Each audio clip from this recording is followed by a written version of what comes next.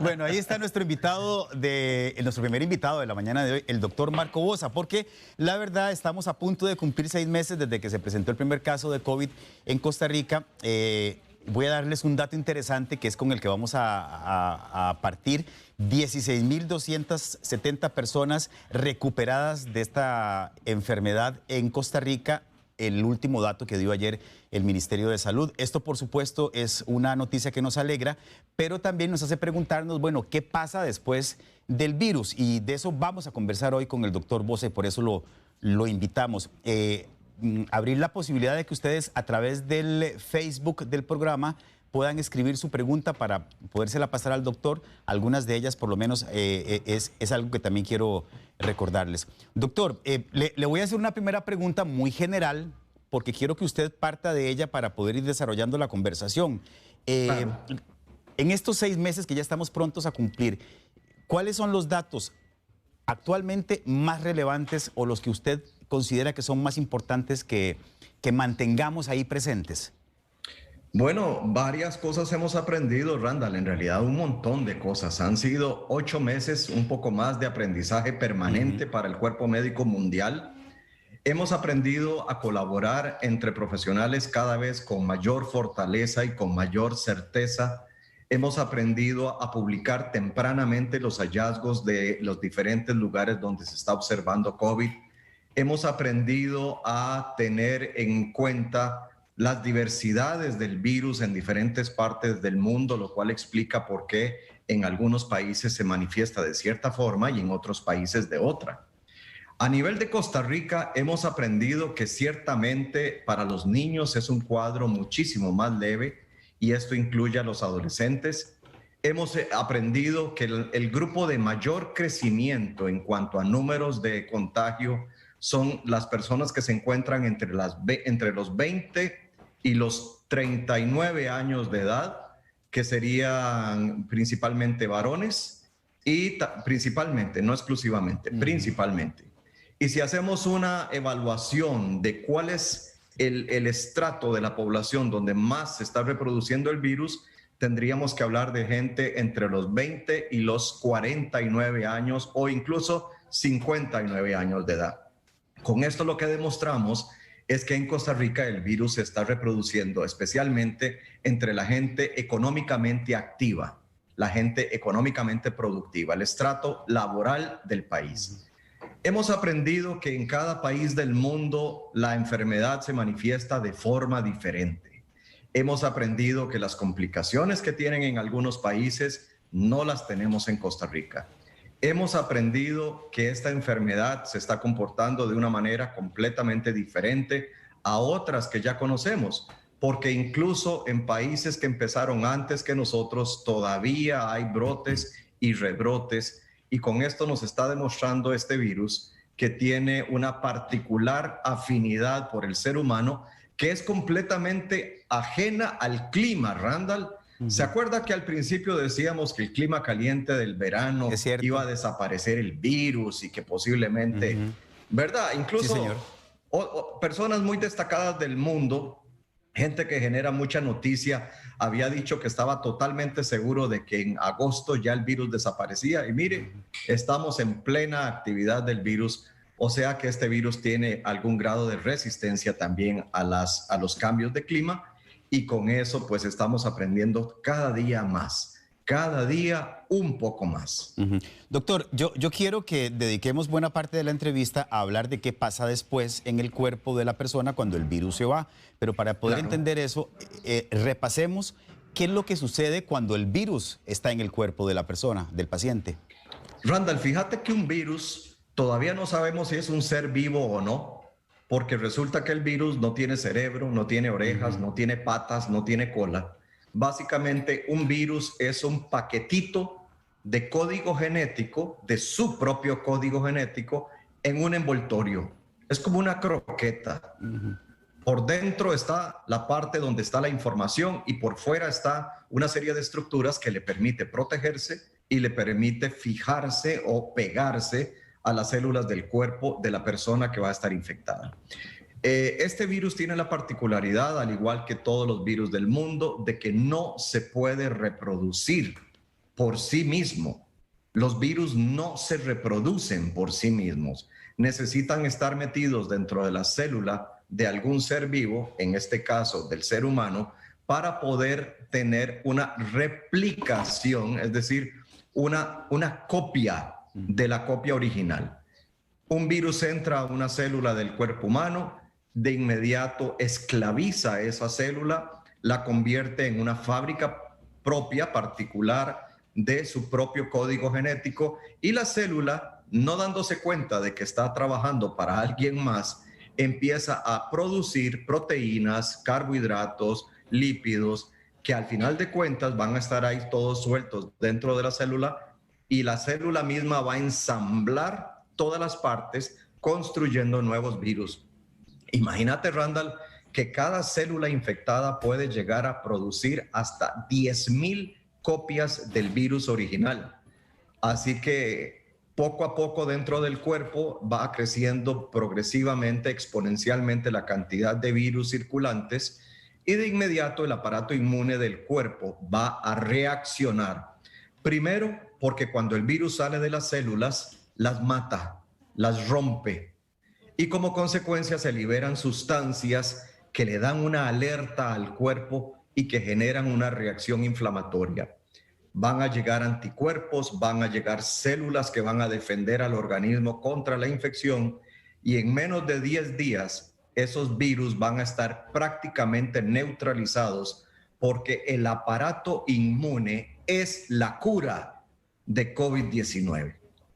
Una vez que ha pasado la infección, la gran mayoría de las personas se curan. En Costa Rica, Randall, el 95% de las personas infectadas se curan espontáneamente. Tomen lo que tomen. Pueden tomar acetaminofén, jarabe para la tos, algún descongestionante. Pueden tomar limonada caliente con buen jengibre y mielcita de abeja. Algunos se van a tomar la sopa de pollo que le hicieron en la casa, pero lo más importante es que la enfermedad en el 95% de las personas es muy benigna y se va a curar como se cura cualquier otra gripe. Claro que esta gripe revuelca a las personas y muchas van a quedar con mucha sintomatología, pero de eso ahorita usted me va a preguntar, estoy seguro. Sí, señor. Bueno, quería entrar de una vez al tema de las secuelas, digamos, de si hay, porque he estado leyendo y hay textos que dicen que prácticamente en algunos casos no existen secuelas después de del virus en el cuerpo. En otros casos sí, pero mejor explíquenos usted. Vea, Randall, veámoslo así.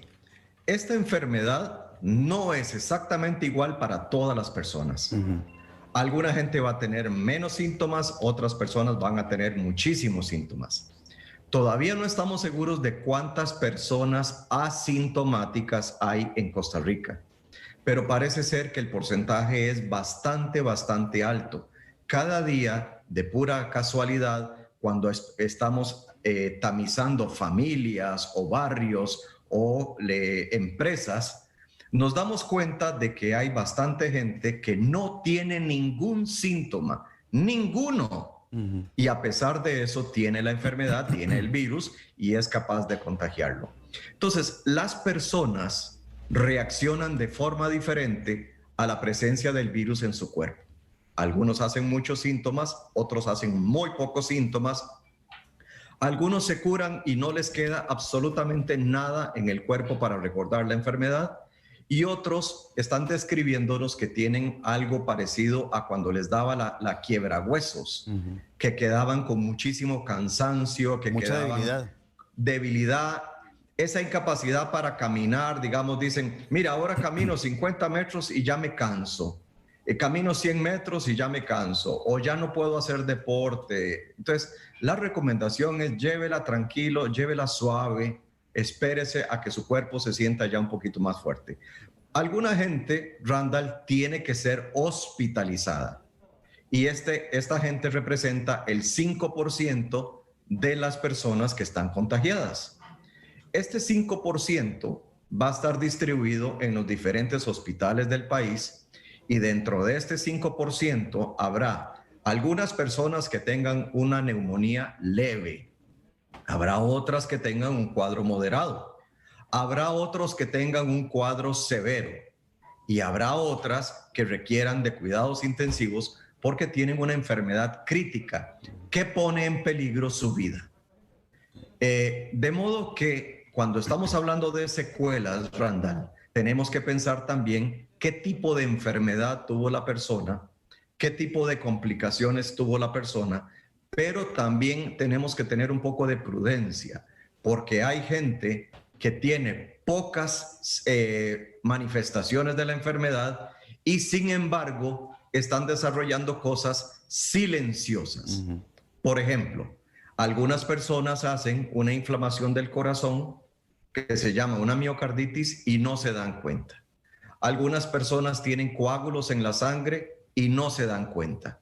Algunas personas pueden tener inflamado el intestino y no se dan cuenta, porque los síntomas son muy leves. Entonces, como con cualquier otra enfermedad, Randall, las manifestaciones después de la gripe dependen de la persona, dependen de su cuerpo, dependen de su genética, de la mala suerte que tengan o de la buena suerte que tengan, y también tiene que ver un poco el estilo de vida, porque en personas que tengan una vida más bien sedentaria, podríamos esperar más complicaciones. En una persona que se mantiene muy activa, muy participativa en el deporte, en actividades en la comunidad, en actividades en la familia, en el hogar, pues es probable que tengan una mejor capacidad de adaptación para después de la enfermedad. Doctor, en esta lista de dependes que usted acaba de darnos, quiero preguntarle por uno que no mencionó y yo no sé si es importante. Si a mí me dio muy fuerte, digamos, si la enfermedad, si el virus este del COVID me revolcó, por ponerlo de algún... sí, así decimos. En algún concepto, ¿verdad? Que es de dominio popular. Sí. Las secuelas podrían esperarse más severas. Es decir, a mayor severidad de la enfermedad, secuelas más importantes, ¿o claro no necesariamente? Que sí. Claro que sí. Como todo en la vida, Randall, y sobre todo en salud y sobre todo en medicina, nunca digas nunca. O sea, tenemos que tener algo muy claro. Hay cosas que se manifiestan muy evidentemente y que te hacen entonces mantener una actitud de vigilancia, de espera, de monitoreo de la persona, ¿verdad? Una persona viene saliendo de cuidados intensivos por COVID-19. Esa persona puede tener muchas complicaciones y hay que tenerle cuidado, hay que vigilarla, hay que darle acompañamiento, hay que darle buen consejo y una buena asesoría, dejar para esa persona algún tipo de consulta disponible, un teléfono, una persona, un sitio donde esta persona pueda ir y consultar o llamar por teléfono y consultar para cualquier eventualidad. Pero Randall, imagínate, por ejemplo, una persona joven de 20, 25 años que tenga, sin saberlo todavía, la predisposición a una enfermedad reumática como por ejemplo el lupus. Puedo pensar en una mujer joven que tenga cierta predisposición a una enfermedad reumática y que tenga cierta predisposición a hacer coágulos en la sangre. Esta persona, esta mujer, tal vez no ha tenido todavía oportunidad de intentar un embarazo. Esta mujer tal vez todavía no ha tenido la necesidad de tomar anticonceptivos orales. Entonces tiene una vida completamente normal en la que no se manifiesta nada. Le da COVID y COVID estimula o alborota, por decirlo de una forma muy popular, la predisposición que tiene de base, de nacimiento, a hacer coágulos en el cuerpo, y resulta que sin saberlo, esta mujer joven desarrolla coágulos y nadie se da cuenta porque no tiene síntomas, porque su cuerpo es muy adaptable y tal vez los coágulos están en un sitio donde no se manifiestan clínicamente. Esta mujer después de COVID empieza a hacer una vida normal, empieza a moverse, a ejercitar su cuerpo y en algún momento los coágulos se desprenden y hace un embolismo pulmonar con las consecuencias que esta puede traer, desde prácticamente ninguna hasta la misma muerte. Entonces, esto lo hemos aprendido no en Costa Rica, Randall, esto lo hemos aprendido leyendo los reportes científicos internacionales. Tenemos que recordar que en este momento en el mundo hay más de 23 millones de personas que han tenido COVID-19 y la oportunidad para aprender cómo se manifiesta la enfermedad en diferentes lugares, en diferentes personas, pues es muy buena y es muy alta. Y los médicos y los profesionales de la salud estamos aprendiendo montones porque todo se publica en Internet. Así que el que en este momento no tiene una información muy buena es porque está muy ocupado en otras cosas. Doctor, pienso en este momento en la gente que está en las unidades de cuidados intensivos. Y uno podría pensar, bueno, si está en una UCI es porque está más complicado. ¿Esta persona, una vez que sale de la UCI, podría tener más complicaciones? Sí. Primero que nada, Randall, cuando una persona entra a cuidados intensivos es porque tiene un muy buen porcentaje de recuperación. Estoy diciendo que el pronóstico de la enfermedad, el pronóstico de vida de esta persona es muy bueno. Porque a la UCI se entra con una bandera enarbolada que es la bandera de la esperanza.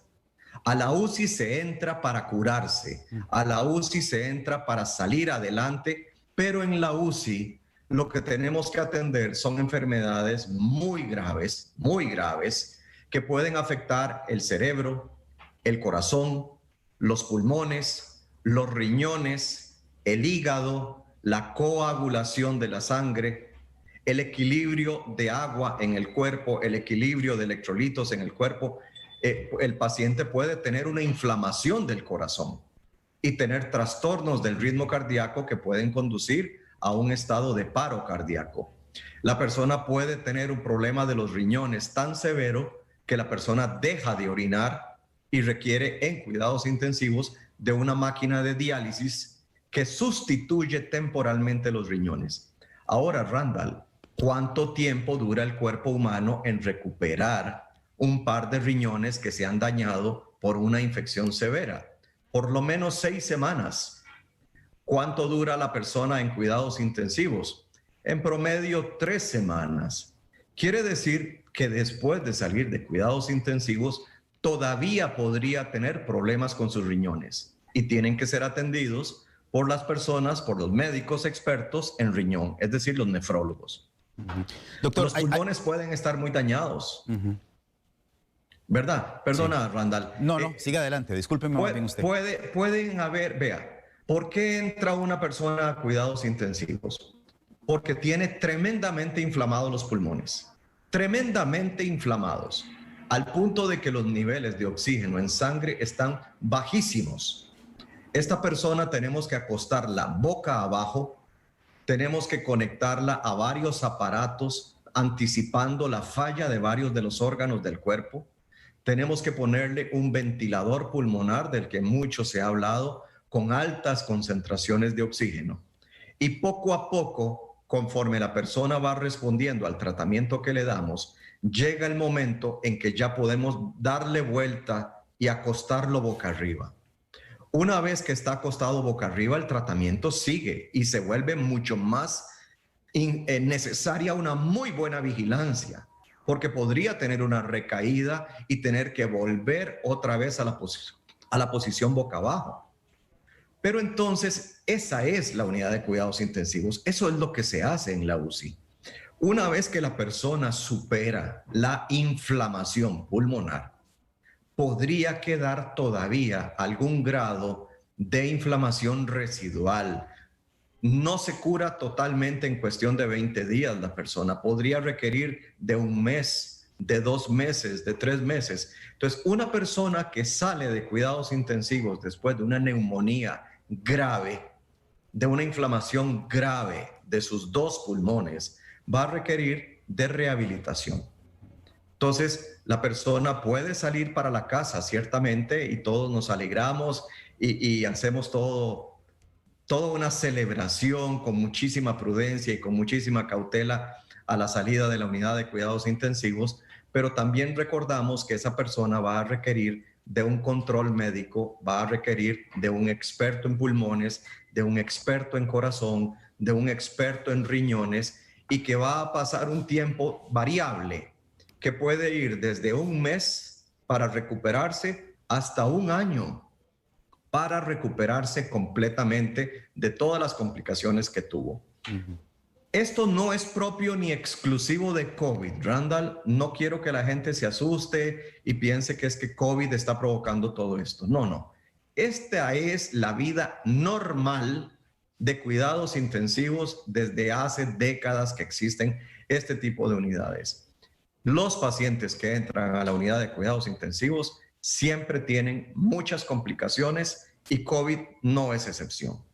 Muy bien. Doctor, hay un estudio de la BBC que hicieron en Alemania, ¿no? Exactamente, de Alemania, que reporta secuelas en 78 de 100 pacientes que fueron dados de alta, secuelas cardíacas, y quisiera saber si en Costa Rica se ha investigado algo en relación a esto, o qué saben ustedes en relación a las secuelas de índole cardíaco que podrían tener los pacientes de COVID. Viera qué virus más mañoso es este, Randall. Resulta que efectivamente puede inflamar el corazón.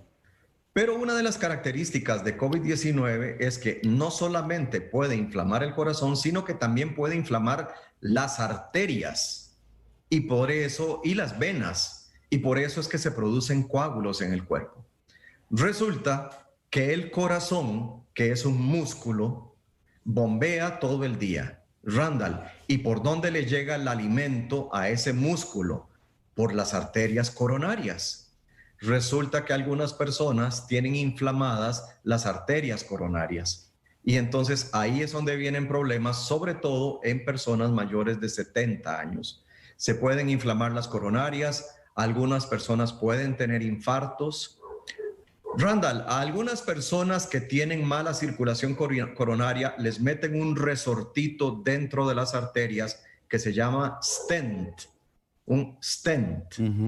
Estos stents, a pesar del tratamiento que tiene el paciente, pueden llenarse de coágulos y se obstruye la arteria coronaria. Otras personas tienen ya de por sí, imagínese una mujer de 80 años que ha tenido una enfermedad cardíaca durante 20, 30 años y que tiene lo que nosotros llamamos una insuficiencia cardíaca. Imagínese usted que esta mujer tiene un corazón muy débil, muy débil, que funciona tal vez con menos de una cuarta parte de la fuerza con la que debería funcionar. Tiene mucho tratamiento, tiene muy buen control con el médico de Levi's, con el cardiólogo, con el internista, con el geriatra, y resulta que le da COVID. Cuando le da COVID, por la fiebre, por la inflamación, por el malestar, el corazón empieza a bombear rápido, empieza a tener taquicardia, y el corazón puede llegar a latir a 120, 130 latidos por minuto. Esta mujer, con esa enfermedad cardíaca de fondo, no lo va a tolerar. No lo va a tolerar.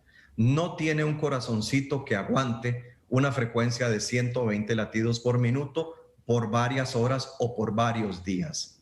Entonces, en este estudio que usted menciona del Hospital Universitario de Alemania, ellos lo que hicieron fue agarrar su base de datos e hicieron una revisión retrospectiva de 100 pacientes que habían estado en atención en el hospital. Entonces, lo primero que tenemos que recordar, Randall, la ciencia se basa en la reproducción de los datos. Y cuando solamente tenemos un centro hospitalario que reporta una serie de hallazgos, no podemos generalizar el dato. Entonces, resulta que, como bien lo dice usted, esta gente encuentra un 78% de complicaciones cardíacas. En otros hospitales reportan un 56%, en otros hospitales reportan un 30%, en otros lugares prácticamente se dan cuenta de que todos los pacientes hacen trastornos del ritmo, en otros lugares no. Primera conclusión, Randall, sí, COVID-19 tiene la capacidad para afectar el corazón. 2, no es cierto que todos los pacientes con COVID-19 tengan problemas en el corazón. 3, no es cierto que si los alemanes tienen problemas en el corazón por COVID-19, los costarricenses también tengan que tenerlo. Vea qué interesante, vea la diferencia, Randall. En China casi no se reporta trastornos del olfato y del gusto con COVID-19. Casi no hay casos, poquísimos. En China los síntomas principales son fiebre, tos y dolor de cabeza y falta de aire. En cambio, en Europa, en el 80% de algunos estudios que hacen, en el 80% de las personas estudiadas hay problemas del olfato. Vea usted qué interesante. Esto quiere decir que en cada país y en cada grupo humano la enfermedad se manifiesta de forma diferente. ¿Qué hemos aprendido en Costa Rica, Randall? Le voy a dar algunos números para que usted los tenga ahí a mano. El 76% de los pacientes ambulatorios con COVID hacen calentura. El 24% restante no.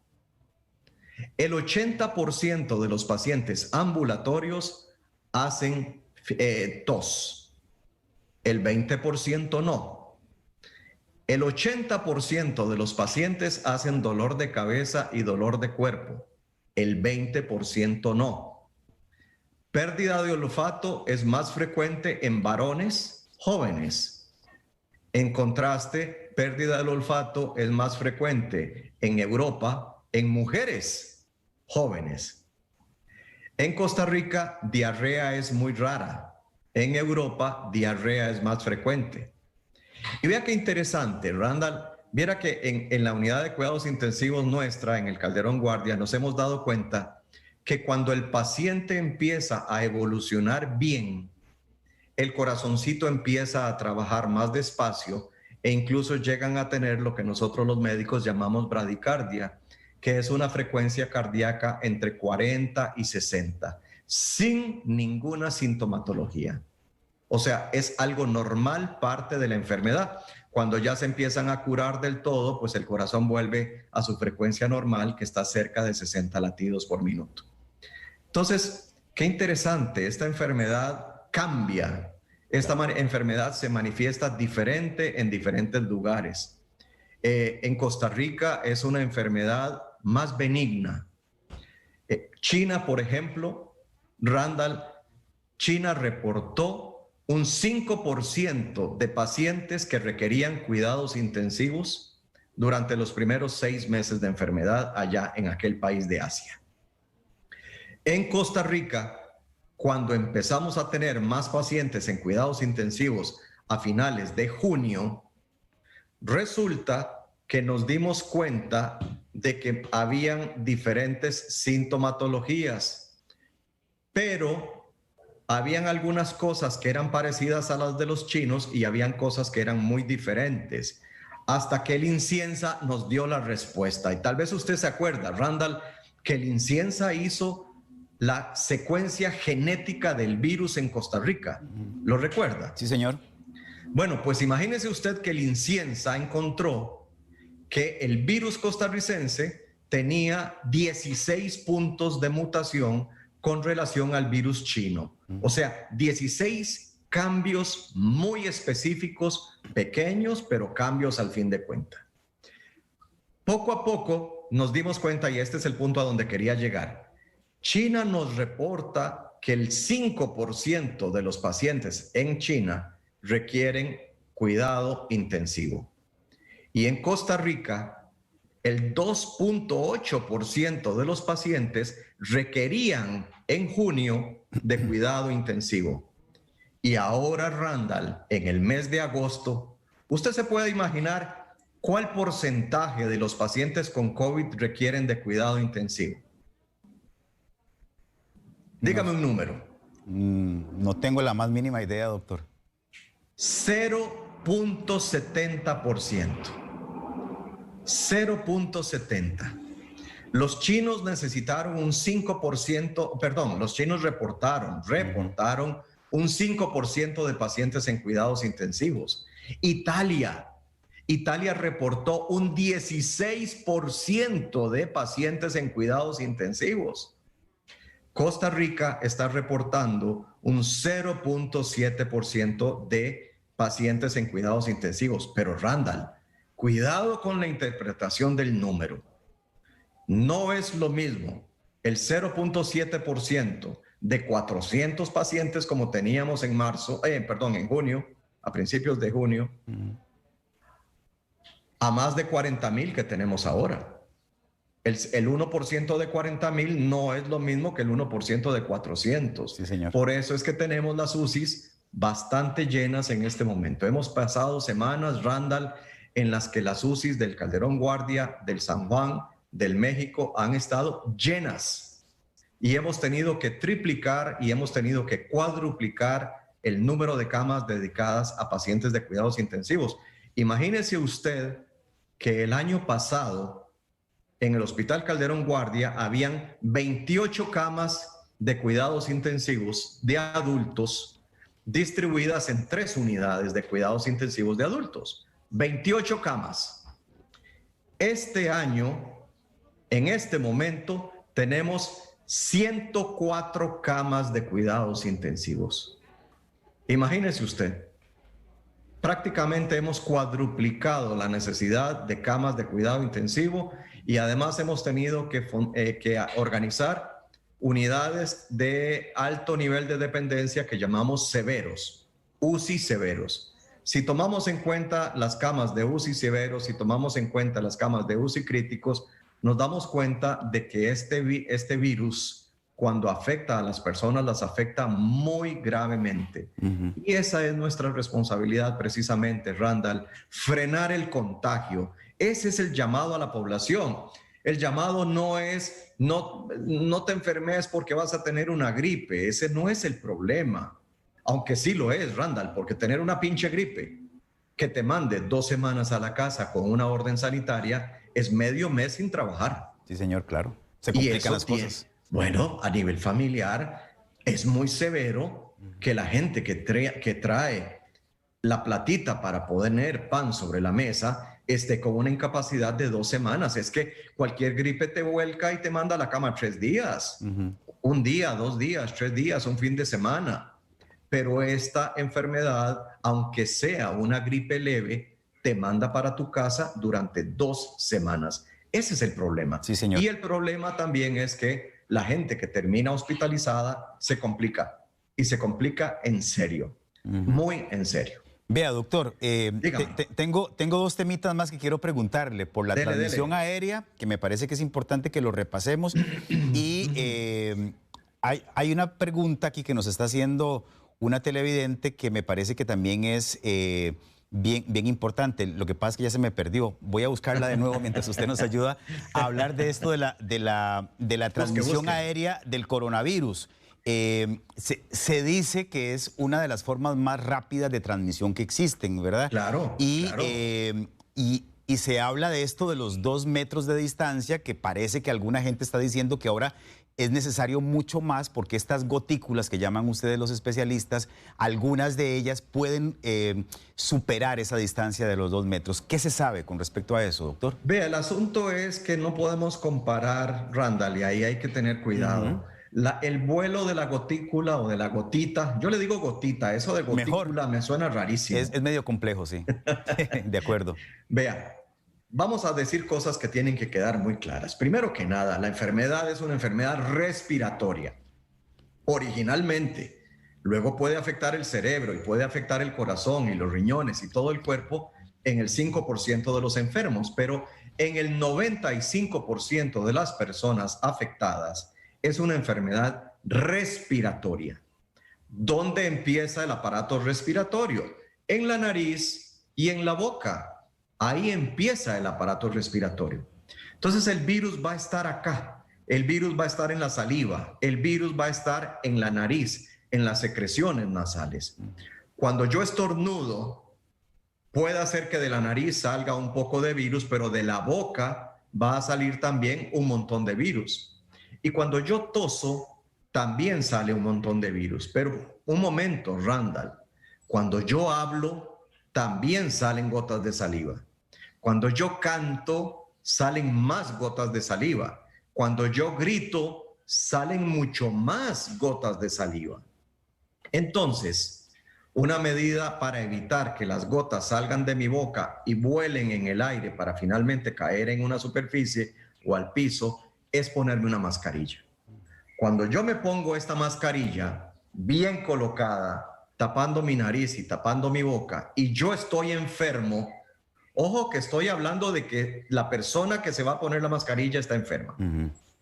Cuando esta persona está enferma y se pone la mascarilla y tose correctamente, tiene la cortesía, tiene la higiene, la cortesía de toser correctamente con una mascarilla y de medio lado sobre el pliegue del codo, ¿cuántos metros va a volar esa gotita de saliva, esas gotitas de saliva? 20 centímetros, 30 centímetros, medio metro, a lo más 1 metro. Pero si yo estoy sin mascarilla y además de eso soy un malcriado y toso y hago, ahí van las gotas de saliva a 3 metros de distancia, a 5 metros de distancia. Sobre todo si hay viento a favor, Randall, si estoy en un lugar donde hay viento a favor o si estoy en un lugar cerrado donde hay recirculación de aire. Ahí hay que tener cuidado. Esto lo reportan los españoles en sitios cerrados. Sí, señor. Por eso, en este momento es obligatorio el uso de la mascarilla, del cubrebocas en sitios cerrados. Si la persona tiene el cuidado, tiene la delicadeza, tiene la cortesía de usar una mascarilla cuando está enfermo, aunque esté en la casa, Randall, el enfermo debe usar mascarilla incluso en su casa. Esto es una cuestión de cortesía. Es una cuestión de salud pública, es una cuestión de prudencia y sobre todo de amor al prójimo. Ok, si esta persona tose como debe ser, la tos, las gotas de saliva le van a quedar acá en la manga. Entonces no van a viajar 4 metros en el aire, etcétera, etcétera. En Costa Rica, Randall, tenemos un clima muy particular. ¿Usted ha sentido el bochorno de estos días, Randall? Totalmente. ¿Verdad que sí? Sí, Tremendo. señor. Sí, señor. El bochorno es una sensación de calor extra que depende del grado de humedad que hay en el ambiente. Cuando la humedad relativa es muy alta, a la piel le resulta más difícil evaporar el sudor y se queda el sudor sobre la piel o dentro de la piel y como consecuencia la persona tiene más dificultades para perder calor, para regular la temperatura corporal. Y a eso es a lo que llamamos bochorno. Es ese sentimiento de que necesitas aire. Sí, me estoy ahogando. Me estoy ahogando, ¿verdad? Eso es una forma con la que el cuerpo protesta porque no puede sudar como normalmente lo hace y no puede, no tanto sudar, transpirar para perder calor a través de la piel.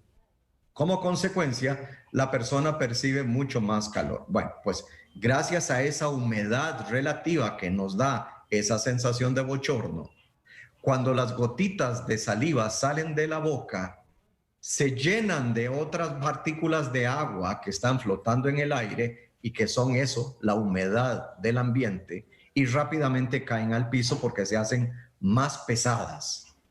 En Costa Rica, cuando hay bochorno, las gotas de saliva viajan menos distancia.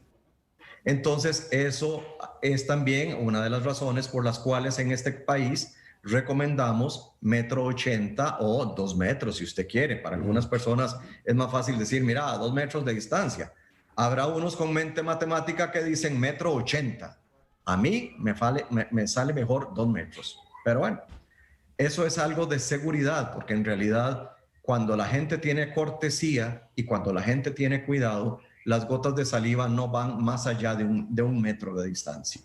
Doctor, la otra cosa que quería preguntarle antes de que se me acabe el tiempo, que ya se me acabó hace un ratito, por cierto. Vea, ya encontró la pregunta. Sí, ya la encontré, pero antes quiero preguntarle esto. El riesgo de reinfección, que es otra cosa que la gente está preguntando mucho en redes sociales. Si a mí ya me dio COVID, ¿qué probabilidad hay, mayor o menor probabilidad que una persona que no haya tenido la enfermedad de que me vuelva a dar? Y de que me dé más severo, además. No. No, eso pasa con el dengue. ¿Sí? Que no es una enfermedad respiratoria. COVID-19 es una enfermedad respiratoria y como consecuencia tiene una alta probabilidad de repetir, pero todavía no hay absoluta certeza científica. Están empezando a salir algunos casos, pero todavía no tenemos la certeza científica de cuánto tiempo dura la inmunidad, cuánto tiempo duran las defensas del cuerpo humano y cada cuánto tiempo yo podría reinfectarme. Lo que estamos empezando a sospechar, Randall, esto no es un hecho científico rotundo, definitivo, es una información preliminar, es que probablemente tengamos inmunidad por lo menos por unos 4, 5 o 6 meses y que luego sea posible reinfectarse. Pero también existe una muy buena probabilidad de que la segunda ocasión, el segundo episodio de COVID-19, sea más leve. Esto lo puedo afirmar a partir de la publicación de los médicos de Hong Kong. Pero Randall, agarremos las cosas por su verdadero valor, seamos prudentes, no seamos imprudentes y no asumamos que porque un paciente se reinfectó, ya el mundo entero se va a reinfectar. Primero que nada, hay que ser científicos y hay que ver las cosas como son. Randall, ¿cuántas personas han tenido COVID en el mundo? 23 millones y un poco más, cada día más. 23 millones. Y de 23 millones hay 10 personas que aparentemente se reinfectaron, pero que no hay certeza científica. Y una persona que se reinfectó en Hong Kong que parece tener certeza científica. Y de esto podemos hablar luego con más calma, sí, pero yo tengo mis dudas científicas razonables.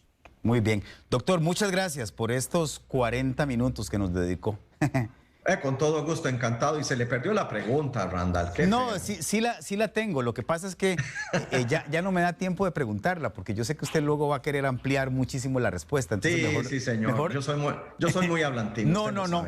Explica perfecto, explica muy bien y creo que eso es parte de lo que a la gente le gusta cada vez que lo invitamos. Así que lo que voy a hacer es luego conversar con usted para que nos acompañe y hacemos una segunda tanda dedicada exclusivamente a las preguntas que la gente está haciendo, porque si ahora tiene chance de fijarse en el Facebook, hay preguntas muy válidas y muy interesantes. Hagamos una recopilación de preguntas y vamos de nuevo, Randall. Perfecto. Doctor, espero que se haya colocado protector solar, porque ahí le está pegando el sol, ¿verdad? Mire, estoy debajo de esta cosa. De lo que puedo decir es que vivo en Costa Rica y que tiene un clima privilegiado. Bueno, muchas gracias, doctor, de verdad. Que pase lindo día.